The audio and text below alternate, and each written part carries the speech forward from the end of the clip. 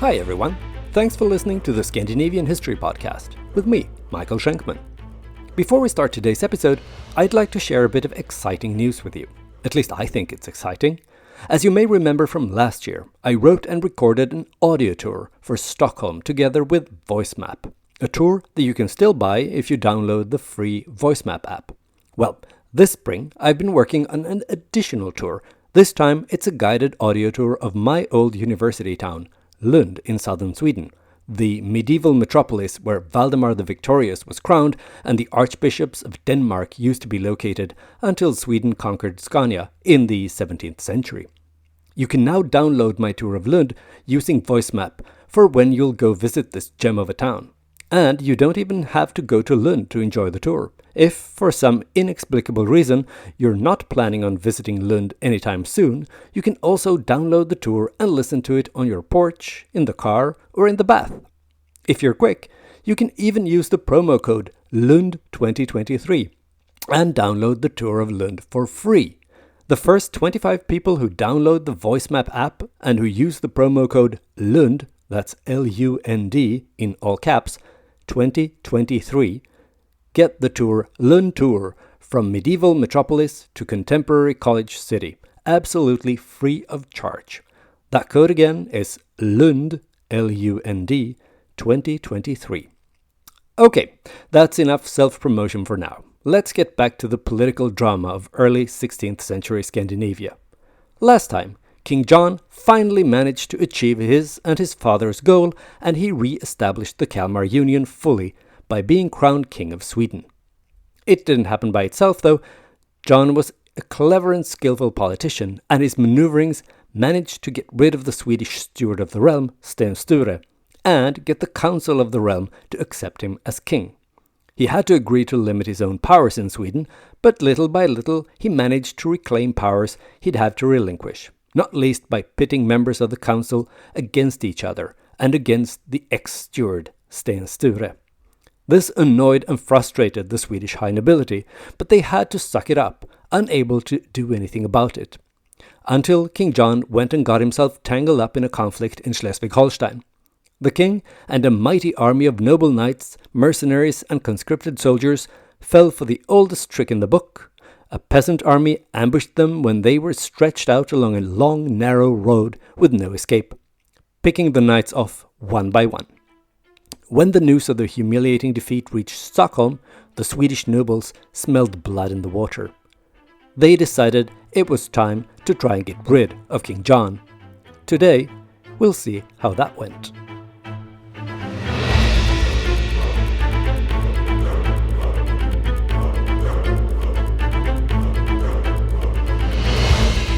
Episode 67, Drifting Apart.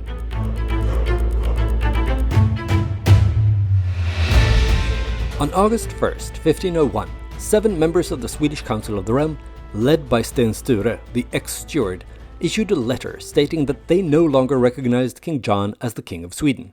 In the letter, they justified this decision by accusing the king of having broken a long list of promises, agreements, and Swedish laws. They also encouraged Swedes all over the kingdom to join their fight for the liberty and the rights of their country.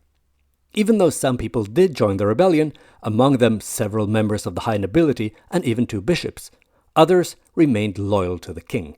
The archbishop, who was no friend of Sten Sture, refused to join the rebellion and urged the sides to reach a negotiated settlement and avoid open war. King John was in Stockholm when the news of the rebellion reached him. He decided to return to Denmark to drum up support and to raise an army to crush his opponents. He left his wife, Queen Christina, in charge of the defense of Stockholm Castle. She had 1,000 soldiers at her disposal, so she wasn't exactly left high and dry, though.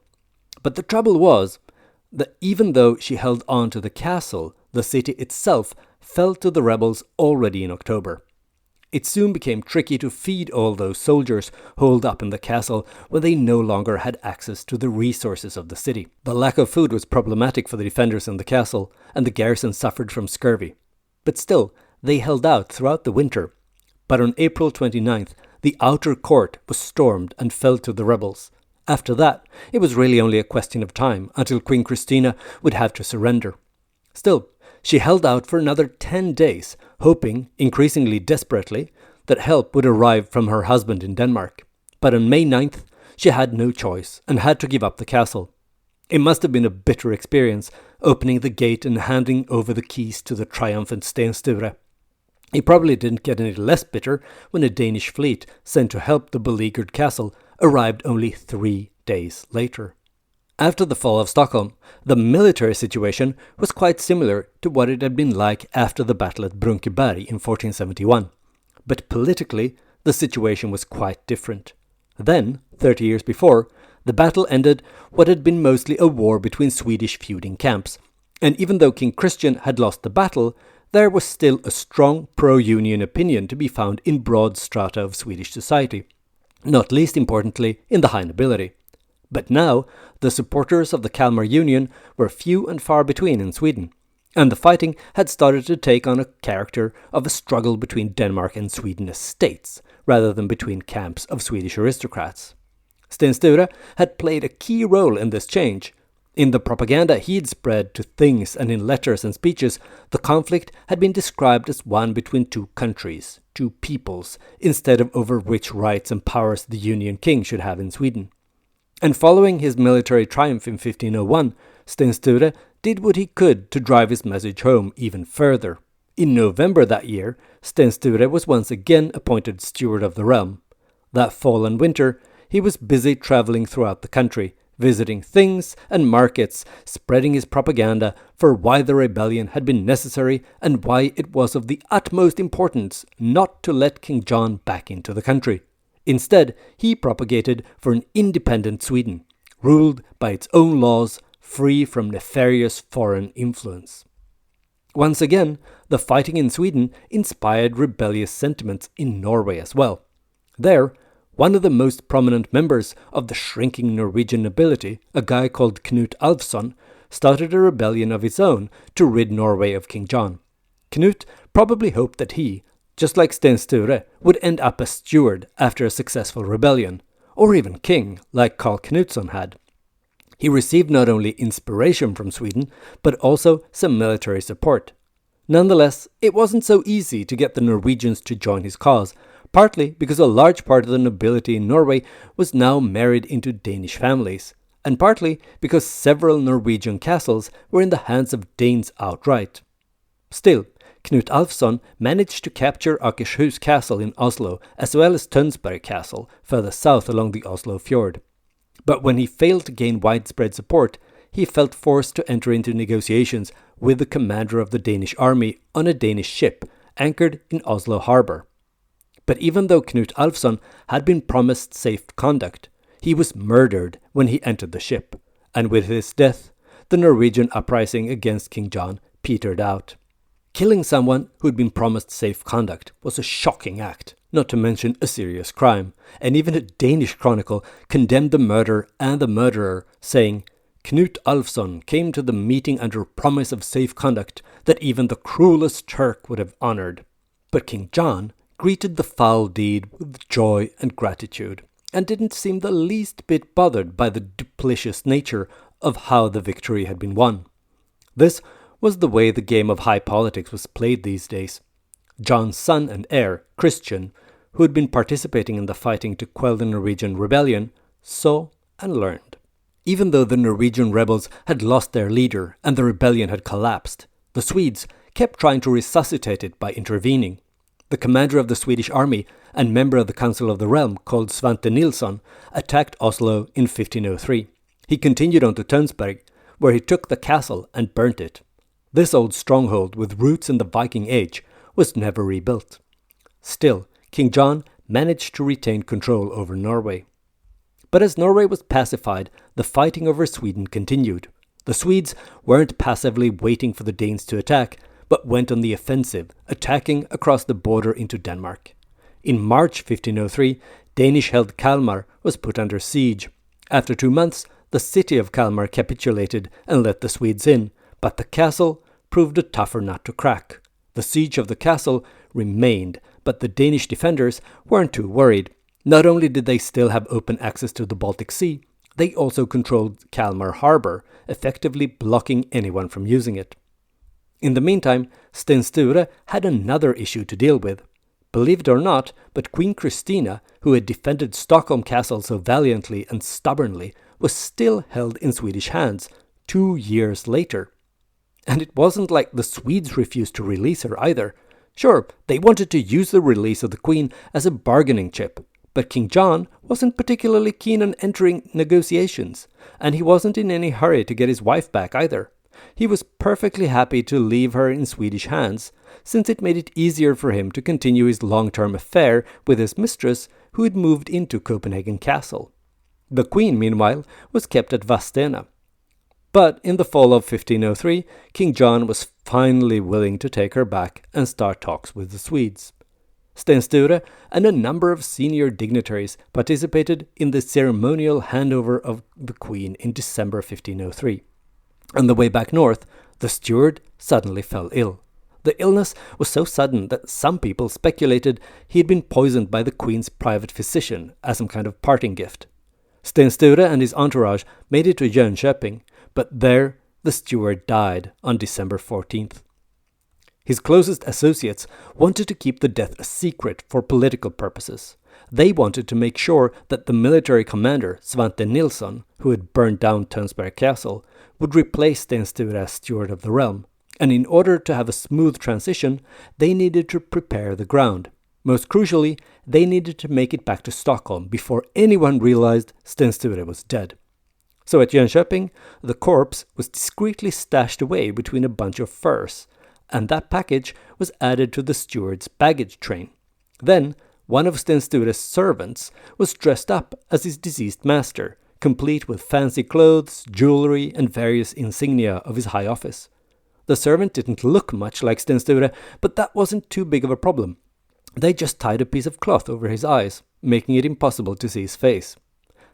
That actually looked less suspicious than it sounds, because it was well known that Sten Sture suffered from an eye condition, which had caused him to wear a blindfold sometimes in the past. Despite this sounding like the premise for some dumb made-for-TV movie from the 1990s, they managed to reach Stockholm without anyone finding out the truth. There, they hid the body in the mausoleum Sten Sture modestly had prepared for himself in the city's main church. The whole plan actually worked well, and no one found out that the steward had been dead for a whole month. When the Council of the Realm convened after Christmas, Svante Nilsson was elected the new steward, all according to plan. Even though the new steward, Svante Nilsson, seemed more interested than his predecessor in reconciling with King John and re-establishing the Union, the same mix of fighting and negotiations between Stockholm and Copenhagen that we've grown accustomed to and, frankly, tired of over the last few episodes continued. One of the reasons was that Svante Nilsson had to contend with the political fallout of Sten Sture's time in power, and the deep-seated distrust of the Danes that Sten Sture's propaganda had left among the peasant population, especially in Dalarna. This popular refusal to accept a Danish king or to pay taxes that risked ending up in another part of the Kalmar Union had been a potential asset when the council hadn't been interested in rejoining the Union.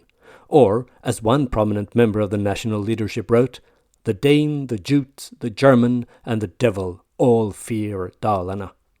But this hostility, boosted by Sten Sture's propaganda, now limited Svante Nilsson's ability to maneuver in his negotiations with King John.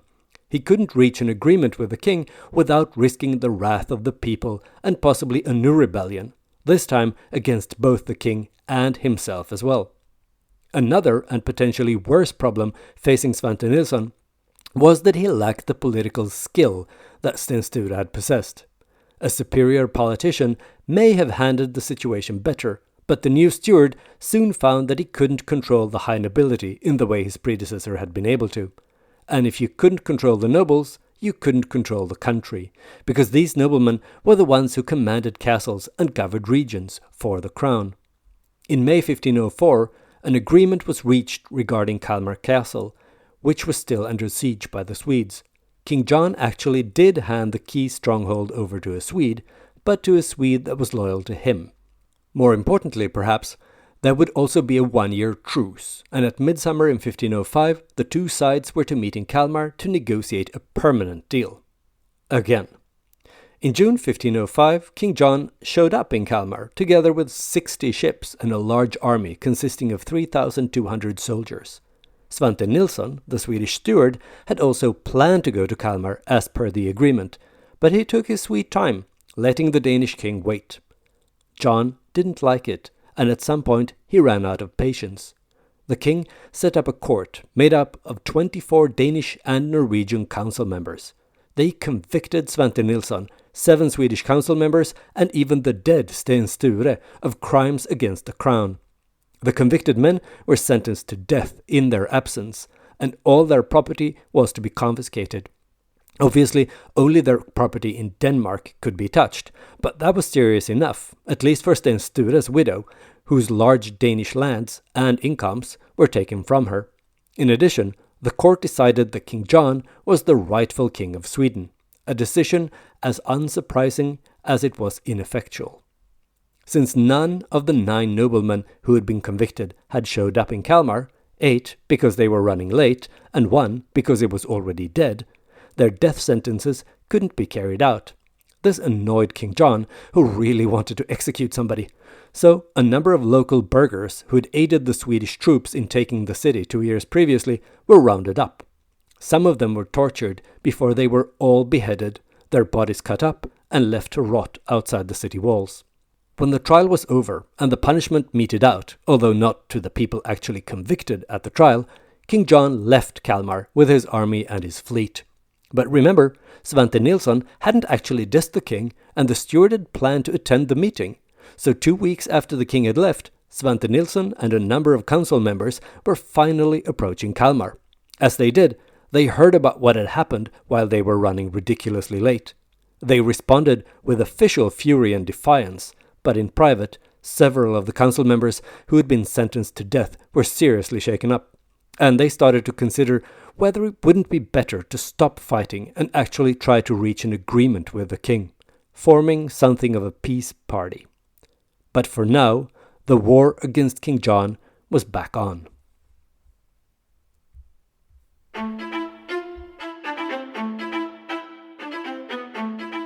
The fighting continued in the years that followed, but little of interest happened.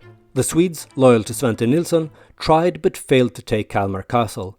They also sent raiding parties across the border into Denmark. King John, on his part, sent his large fleet to keep up a trade blockade against Sweden. He also turned to Swedish border regions and told them they could get access to salt, the most important import for most Swedes, if they just paid tribute to the king. The king also ordered the fleet to raid the Swedish coast, which the Danes could do more or less at will. During these raids, towns and villages were forced to pay, or they would be burnt to the ground. Notables, such as priests, were sometimes kidnapped and held for ransom. For the Swedes, it was difficult to keep enough soldiers in the field. They had a few German mercenaries, but they were very expensive. As usual, the lion's share of the Swedish army consisted of peasants, and it was tricky to get them to stay with their units, since they were torn between their military service and the need to go home and tend to their farms. In addition, these farmer soldiers weren't keen on leaving their own home regions, and would sometimes mutiny if their commanders tried to march them off to another part of the country to fight. The Things supported this position and often refused to allow local troops to fight too far from home, stating that the men were needed at home in case the enemy would show up there. Nonetheless, the Things were usually quite enthusiastic about the idea of raising troops, and would respond favorably. But then, only a few men would actually turn up to join the army. The same could be said about money to pay for the war effort. Even though the Things might agree to the cost, it was common that no or little money was actually raised. This frustrated the steward, and it made it well-nigh impossible for the Swedes to do anything consequential, especially taking Kalmar Castle, which was a priority. But annoying as it was, the steward and the council couldn't do much about it. To further frustrate both Copenhagen and Stockholm, the peasants in the border regions had their own old understanding, independent from their kings and nobles. These inhabitants of the border regions had a long-standing agreement that they would not fight each other. Trade would continue as usual, and if any army from their own country was approaching and planned to cross the border, the peasants promised to warn their neighbors in the other country. In addition, Brigands and other criminals were to be given no peace by crossing the border. So in practice, the border regions declared neutrality and solidarity with peasants on the other side of the border, rather than the crown and their own country. In some instances, the peasants even refused to pay taxes until peace had been restored. This border peace was a problem for the national armies. When the Swedish Steward arrived in southern Sweden in the winter of 1506, planning to attack across the border into Denmark, he even had to cancel the whole campaign due to the resistance among the Swedish peasants. Even though some noblemen probably supported these peace initiatives, since the border nobility also suffered economically from these seemingly endless wars, they couldn't do so officially, since they had sworn oaths of loyalty and fealty to the crown. This kind of border peace had probably existed in the past as well, and they'd remain a phenomenon up until the late 17th century, albeit more watered down and covering smaller regions as time passed and the central power of the states grew stronger. In later centuries, the 19th century onward, this behavior has been roundly criticized. People with a clearer and stronger national identity have tended to see this kind of border peace as selfish and even treacherous, working against your own country and nation. But that's an anachronistic way to understand it. These peasants on both sides of the border wanted peace. They may have known the people on the other side of the border personally, and they definitely knew them better than people at the other end of their own country. The sense of nationhood didn't really exist like it does today. You belonged to a kingdom, sure, but your identity was linked more to your village or region than to Denmark or Sweden. So it made sense to show solidarity to the people you were closer to. It's true that we see propaganda using nationalist tropes and themes at this time, perhaps because it was a natural angle to use during the internal fighting in the Kalmar Union. The Swedes wanted to justify their rebellions, already starting with Engelbrekt Engelbrektsson in the 1430s, with the wickedness of the Danes, or at least the Danish king and his men. It's unclear how much that affected regular people. But even though it may not have been a message that spoke to people's preconceptions, it may have planted a seed in their consciousness.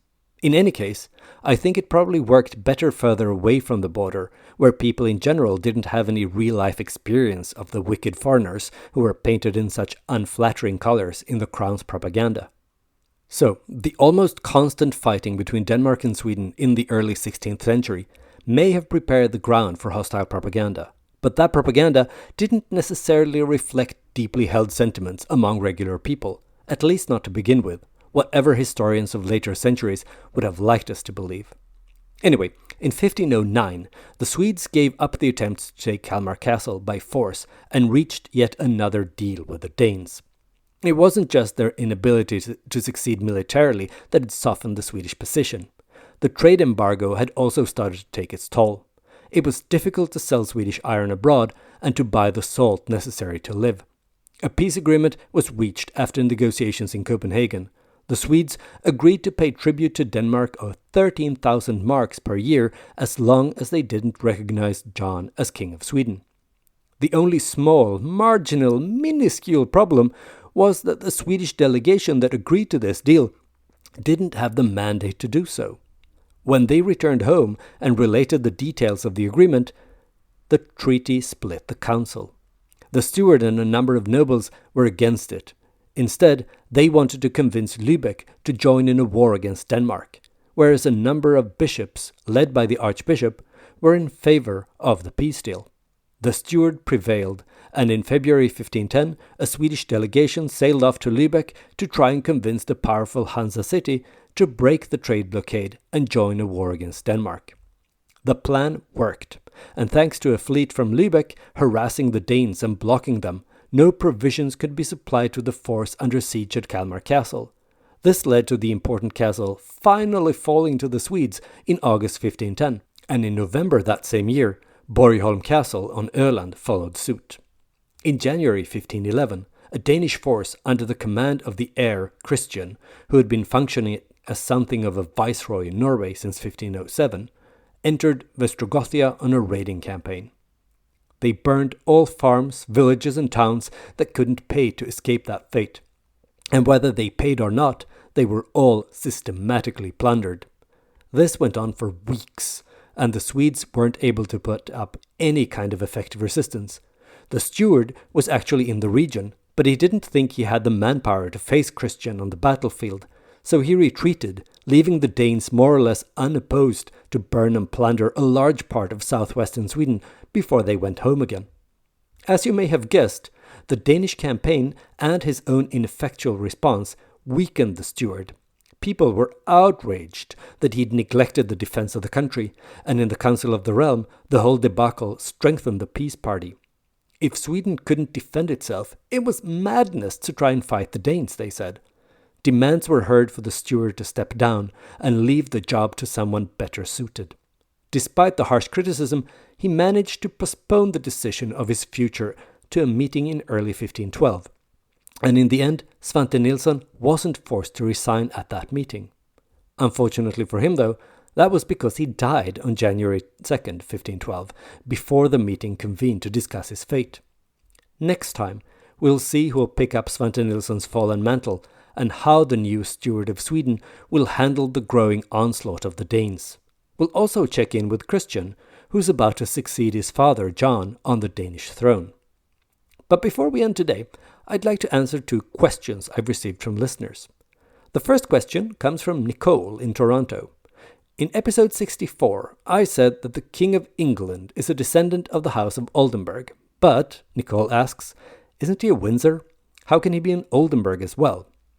Well, it's true that Charles III is a Windsor through his mother, the late Queen Elizabeth II. But his father, Prince Philip, was born a Greek prince, and he was a descendant of the Oldenburgs because the Greek royal family had been imported to Greece from Denmark back in the 19th century. So Prince Philip was born a Glücksburg, which is the branch of the Oldenburg family that reigns in Denmark today. That's how Charles III is a descendant of the Oldenburg family. The second question comes from Gary in New Jersey. His question is about King John. Gary wants to know how it's possible that his name is Hans in Danish. He rightly points out that there's very little resemblance between these 2 names. How can they possibly be the same? Are they the same, or did the Danes use a pseudonym for this guy? It is the same name, even though it's not immediately obvious to the untrained eye. You see, the original form of this name is Yochanan, and it's Hebrew meaning God's merciful.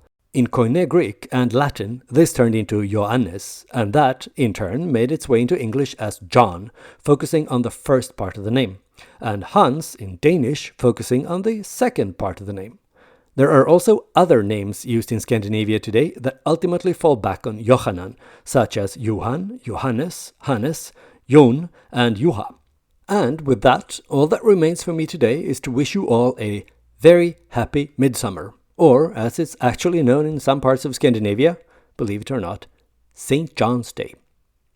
I hope you enjoyed this episode of the Scandinavian History Podcast. If you did, why not spread the word wherever you congregate with others who are also into Scandinavian history? Also, please consider leaving a stellar review, or at least 5 stars, on Apple Podcasts or Spotify. This is an excellent way to attract new listeners and to support the show. Another good way to support the show is to purchase some Scandinavian history-themed merch in the Scandinavian History Podcast webshop. I especially recommend something from the Odin's Lifehack collection. It's a line of merch with quotes from Havamal accredited to the King of the Gods. You can get t-shirts, mugs, tote bags, and many other items with nuggets of Scandinavian wisdom, such as wake up early if you want another man's land or life, only fools hope to live forever by avoiding enemies, or speak useful words or be silent. Links to these amazing products and more can be found on the Scandinavian History Podcast Facebook page or on Twitter. If you haven't already, then please go to facebook.com/Scandinavian History Podcast. Like and follow the page if you want to shop, or if you just crave more content at least vaguely related to Scandinavian history. Via the Facebook page, you can also send me questions or angry messages about things I've said or not said on the show. If you prefer Twitter, then you can follow me and send me messages at Schenkman. That's SHAINKMAN. I look forward to hearing from you.